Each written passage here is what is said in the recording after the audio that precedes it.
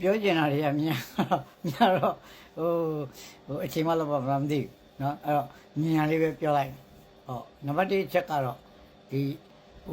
မင်းအောင်လှိုင်ရဲ့နော်ဒီနျူကလ িয়ার စက်ရုံကိစ္စနဲ့ပတ်သက်ပြီးတော့နော်လူတွေက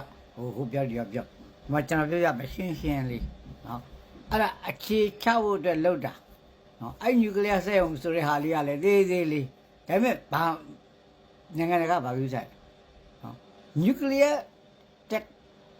technology တွေကိုဗမာပြည်ထဲကိုရောက်သွားမယ်ဟုတ်ရောက်သွားပြီးတော့အဲ့နာမှာရှိတဲ့နော်ဒီnuclear ဒါပေါ့ဒီpower လေးတစ်ခုပေါ့မြောက်ကိုရီးယားစခဲ့တာဒါမျိုးပဲလေအဲ့တော့အဲ့ဒါမျိုးတွေဖြစ်သွားမှာကိုနိုင်ငံတကာလည်းစောင့်ကြည့်နေတယ်ဟုတ်ကန့်ကွက်တဲ့နိုင်ငံလည်းရှိနေပါလေလွယ်တော့မလွယ်ပါဘူးဒါသို့သောဒါအယောင်ပြပါဟုတ်အဲ့ဥစ္စာလေးကိုလာပြီးတော့ကျွန်တော်တို့ဗျာဒီလို nuclear စက်ရုံလေးကိုဒီမှာလာပြီးချလိုက်မယ်နော်ဘာမှလည်းမရှိတဲ့ဟာလေး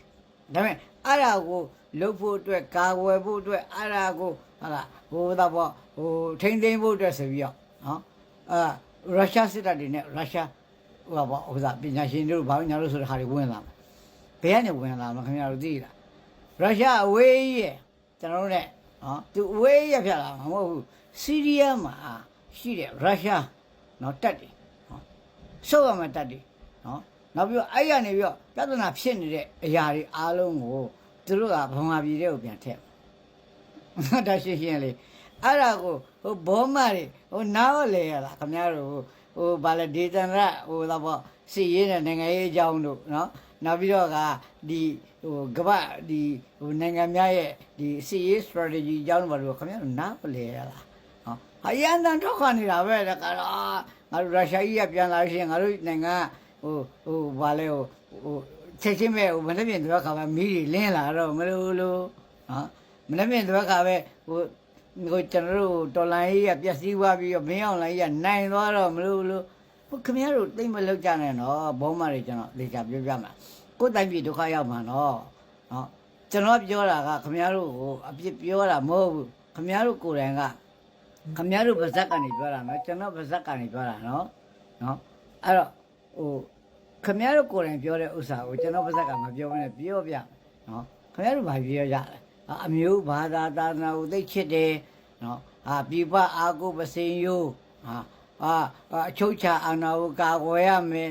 နော်ခင်ဗျားတို့ပြောနေကြတာခင်ဗျားတို့စကားပဲဇော်ဖုံးဟင်းလာပါလားအဲ့ကောသူတို့ပြောနေတာအဲ့ဒါပဲတမတော်ကြီးကဘာဖြစ်နေလဲမင်းတို့တမတော်ကိုနော်လူရမသွင်းတာမင်းတို့တမတော်ကိုနော်ဖြက်စီးနေတာနော်မင်းတို့အချုပ်ချာအာဏာတွေကိုနော်တိုင်းတစ်ပေါက်ရောင်းစားနေတာအဲ့ဒါမင်းတို့ပြောနေတယ်မင်းတို့ဘာကာကြုတ်ကြီးကအဘကာကြုတ်ကြီးကအဲ့ဒါမင်းတို့ဘာကာကြုတ်ကြီးကမင်းတို့နိုင်ငံကိုရောင်းစားနေတာမင်းတို့ကိုယ်တိုင်လည်းသိကြည့်ဗမာပြည်လူတွေသိကြည့်နော်ဟုတ်လားစစ်ဘာလဲစစ်မှုထမ်းရတဲ့ကောင်လေးတွေနော်အင်တာဗျူးလာလိုက်လို့ရှိရင်တော့ကျွန်တော်တို့ကမကြိုက်ပါဘူးညာဘာလို့မင်းတို့ဒီလောက်ထိတိုက်ခိုက်နေတာလဲဘာလို့မင်းတို့ KN ကိုတောက်ထိတိုက်နေတာဘာလို့မင်းတို့ A ကိုတောက်ထိတိုက်နေတာဘာလို့မင်းစကိုင်းနဲ့တော့ဒီမကွေးတိုင်းတွေမှာမင်းတို့ဘာလို့လောက်ဝင်တိုက်နေတာလဲမင်းတို့ဘက်ပြောင်းလိုက်ပါလား BPL တွေရှိတယ်ဘုန်းကတော့ BNL တွေရှိတယ်နောက်တော့မှတော့ကျောင်းသားလေုံတက်တွေရှိတယ်ဘူမိုက်ခဲလို့ရှိတယ်အများကြီးပဲရှိတယ်ဘုသက်တို့ရှိတယ်ပေါင်းလိုက်ပါလားမင်းတို့အဲ့မှာဝင်ပြီးတော့ပြေးပါလားအဲ့ကိုရအောင်လို့ဟဲ့ပြေးလို့ရတယ်ဟဲ့မပြေးချင်တာမရတာပြေးချင်ရတယ်ဘာလို့လဲမင်းတို့ကလူများလေမင်းတို့အချုပ်နေကောင်နည်းနည်းလေးလေတိတိလေးလေ4 5 6ယောက်9ယောက်ရှိတာမင်းတို့ကိုယ်တိုင်ကမဟုတ်ဘူးလို့ငါတော့တပြေးပြေးနဲ့ထင်လာတယ်ငါတော့ဘာအနီအောင်လဲဝတ်ထားတယ်နော်နီးတယ်နော်တော်နီးတဲ့ကောင်နော်အေးတခုပဲပြောမယ်ရန်ငါစီးပြတ်ပြီဆိုရင်မင်းတို့ကောင်လည်းမလဲဘူးနော်ငါတော့ပြတ်ခိုင်းပါပဲရန်ငါစီးကိုပြတ်ကိုပြတ်ရမယ်နော်ငါတို့ PDF ရဲဘော်တွေနဲ့ငါတို့ရဲ့တော်လိုင်းရဲဘော်တွေငါတော့ဒီတိုင်းမဲ့တိုက်တွန်းပါပဲရန်ငါစီးကိုပြတ်ရမယ်မင်းတို့အဲ့လိုလုံနေတာတို့နော်ရက်တန့်ရဖို့လိုပြီမိဘတွေလည်းရက်တန့်ရဖို့လိုပြီနော်ကိုယ်နိုင်ငံကိုနော်ဟိုကောင်ကနိုင်ငံတကာလက်ပြီးတော့ရောင်းစားနေတာတွေ့ရမလားဟမ်အဲ့ပတ်စံတွေကိုဘယ်သူကယောရမှာလဲ ခမရတို့ခေါင်းပေါ်မှာအကျွေးတွေအများကြီးတင်သွားမယ်ခမရမှတ်ထားအဲ့ကောင်နိုင်သွားရင်ခမရတို့ခွန်လေးဆောင်မယ်ခမရတို့ဟိုပြဲနေအောင်ခါလုံမှခမရတို့မှနော်စားဖို့တောင်အနိုင်နိုင်ဟောအဲ့လိုဖြစ်သွားအောင်လို့နိုင်ငံရဲ့ဘတ်ဂျက်တွေနဲ့နိုင်ငံကနေပြီးသူများကိုအကျိုးစားအောင်မယ်ဘယ်နိုင်ငံမှာအတိုးမဲ့ချင်းငွေဆိုပြီးတော့ခမရကိုနော်ချစ်လွန်းလို့ကူညီမယ်ဆိုတာကနော်မရှိဘူးအဲ့ဒီကောင်နဲ့အာဏာရှင်နိုင်ငံတွေโอเคကျွန်တော်ဒီမိုကရေစီနိုင်ငံတွေကိုကျွန်တော်ယုံကြည်တယ်နော်ကူညီတဲ့ဘာညာဟလာဒီနိုင်ငံတော်ဖွံ့ဖြိုးတဲ့ကူညီတဲ့ဘာညာဆိုတော့ကျွန်တော်ယုံကြည်တယ်ဒါပေမဲ့အဲ့ဒီကောင်တွေကိုကျွန်တော်ယုံကြည်မရှိဘူးနော်ခမရအချမ်းမရှိနဲ့အမေရိကန်မှာနော်ဒီဟိုတော့ပေါ့ဒေါ်နယ်ထရမ့်ကသူ့ကျွမ်းမရှိဘာမလို့ဘူးအခုတောင်ကိုရီးယားတောင်မှသူကညှင့်နေပြီကမ္ဘာကြီးအကုန်လုံးစီးပွားရေးနဲ့ညှင့်နေကြတာ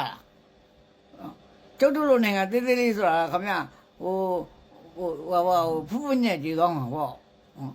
အဲ့မျိုးတွေခင်ဗျားတို့နားလဲဖို့လိုအပ်တယ်အဲ့ဘုံမတွေနားလဲဖို့လိုအပ်တယ်ဟောဘာမှမသိညာမှမသိဟိုပကုရုံးတို့ဘာတို့ဟိုပုတုမတို့ဟိုကောင်မလေးတွေသင်ဦးတို့နော်ဟိုစနိုက်ပါစုတို့အချုပ်ချအာဏာအမျိုးဘာသာနာတိုင်းပြည်ပြိုကွဲတော့မယ်ပြိုကွဲအောင်ဘယ်လိုလုပ်တာလဲဆိုတော့မင်းတို့အရင်မြေကိုပြန်စစ်လေချောင်းဆိုတာကိုချောင်းစိုးပြောက်စစ်တောက်လို့မပြီးဘူးအဆုတ်ယောဂါလားဆိုတာကြည့်အောင်ဒါအဆုတ်နာယောဂါကြီးအဲ့တော့ချောင်းစိုးပြောက်လေးတောက်လို့လည်းမပြောက်ဘူးအဲ့လိုအရင်မြေကိုကြည့်ရတယ်မင်းတို့တွေကဘာလဲဆိုလို့ရှိရင်အပေါ်ရန်ကြောလေးလည်းလုံဟိုမင်းအောင်လိုက်လုံတဲ့အားလုံးကောင်းတယ်နဲ့လုံတယ်ဒါမင်းတို့မှသိဉာဏ်မရှိလို့လားလို့ငါအဲ့လိုမပြောချင်ပါဘူးမင်းတို့လည်းသိဉာဏ်ရှိမှာပါသို့တော်လည်းပဲမိမိရဲ့အကြောင်းကြောင့်စားဝတ်နေရေးကြောင့်မိမိရဲ့မိသားစုကြောင့်ကိုယ်တိုင်းပြည်ကိုတော့ရောက်မစားကြပါနဲ့ကွာအနုးတို့တောင်းပါပါတယ်ငါတို့တိုင်းပြည်ကိုရောက်မစားပါနဲ့ငါတို့ကနိုင်ငံခြားမှာနေတော့ငါတို့ပိုမြင်ရတယ်ပိုသိရတယ်ဘာလဲသိလားချက်ထိုးရင်လို့ကြားထိုးရင်တော့သိရမှာဘေးကလူအကုန်မြင်ရတယ်နော်ဒီကအကွက်မှားသွားပြီဆိုတော့ကိုယ်ကသိနော်အဲ့တော့မင်းတို့လည်းသိမှာပါဒါပေမဲ့မင်းတို့ကိုယ်တိုင်ကဘာဖြစ်နေလဲဆိုလို့ရှိရင်အဲ့ထဲဝင်ပြီးတော့နော်ဟိုကျွန်တော်တို့ကာယုတ်ကြီးကဘယ်လိုကောင်းတယ်ဘယ်လိုဖြစ်တယ်မင်းတို့မြောက်ပေးနေတာတိုင်းပြည်ကိုမင်းတို့မဖျက်ကြပါနဲ့နော်ငါတောင်းပါပါတယ်တိုင်းပြည်တို့နော်မင်းတို့အဲ့ဘုံမာတွေအားလုံးတိကျပြန်စဉ်းစားပါမင်းတို့ကောင်းလေးငါပြောတဲ့စကားကိုပြန်စဉ်းစားကြည့်ပါနော်ငါဟိုနိုင်ငံရေးတွေဘာလို့ညာတို့အကြီးပြောလို့ဆိုရှင်မင်းတို့ကောင်းလေးနားကြီးမှာဆိုလို့ငါရိုးလေးပဲပြောတာတတ်တဲ့ကြီးတဲ့နိုင်ငံရေးစကားနဲ့လည်းပြောလို့ရတယ်တတ်တဲ့ကြီးတဲ့အဖြစ်အပျက်တွေအားလုံးလည်းငါတို့ကဒီဟိုပြောတတ်တယ်ပြောလဲပြောနိုင်တယ်သို့တော့နော်ရိုးလေးပဲပြောပြနေတယ်အဲ့ကျွန်တော်နိုင်ငံတော်ရဲ့နော်ဒီဟိုပေါ့အခြေအနေအားလုံးကိုနော်အားလုံးကတိကျတွက်ကြည့်ကြပါတတ်တော့ကိုအခြေအနေဆိုးနေတာကျွန်တော်မှအင်အားရှိမှဖြစ်ကျွန်တော်အင်အားမရှိရင်အဲ့လိုပဲအဲ့ဖာကောင်းကခိုးနေရသွားပြီးတော့ရောင်းစားဒီနေရသွားရောင်းစားသူ့သားသမီးကောင်းစားအဲ့ဒါခင်ဗျားတို့ခံနေခင်ဗျားတို့ကိစ္စပဲကျွန်တော်ခဏပြောတာနော်ကိုယ်တိုင်းမျိုးကိုနှမျောလုံးလို့ပြောနေတာကိုယ်တိုင်းမျိုးကိုရင်နာလုံးလို့ပြောနေတာအဲ့ဒါတွေခင်ဗျားတို့နားတယ်ဘုရားထို့သူ NUG ကလည်းကျွန်တော်နော်ခဏပြောတယ်နော်တေချာလို့ပါခင်ဗျားတို့ကျွန်တော်တို့တက်ခိုက်နေကြတာမဟုတ်ဘူးခင်ဗျားတို့ကောင်းအောင်လို့ကျွန်တော်နိုင်ငံကောင်းအောင်လို့ကျွန်တော်ပြောနေတာကဲမင်းဘာမှားလဲလို့ငါတို့ကဘာမှားလို့လဲလို့မေးလို့ရှိရင်ကျွန်တော်ပေါ်တင်ထောက်ပြရမှာအကြောင်းအရာတွေချက်လက်တွေအများကြီးရှိတယ်နော်ကျွန်တော်အပြင်ကိုနော်တခြားသောမီဒီယာတွေတခြားသောနိုင်ငံရေးဝန်မှသုံးသပ်သူတွေအထက်မှာအများကြီးရှိတယ်နော်သို့တော့ကျွန်တော်တို့ဘာကြောင့်မပြောကြတာလဲငါတို့ဒီလိုပြောလို့တော့မဖြစ်ဘူးငါတို့ဟိုတို့အချင်းချင်းညှိကြည့်မယ်တို့အချင်းချင်းညှိမယ်တို့အချင်းချင်းညှိမယ်ဆိုတဲ့ဟာနဲ့တင်ပြောနေကြတာမင်းတို့မှန်းနေတာကျွန်တော်ကုန်သိမင်းတို့ကောင်းတာလည်းကျွန်တော်တို့သိဒါကြောင့်မလို့ခင်ဗျားတို့လုံနိုင်ကြိုင်နိုင်တဲ့အချိန်မှာနော်ကြည့်သူများတွေဟိုမှာသွားပြီးလောက်ကြပြီကျွန်တော်တို့တွေဘာလုပ်ကြမလဲဆိုတော့ကျွန်တော်စဉ်းစားရတော့မယ်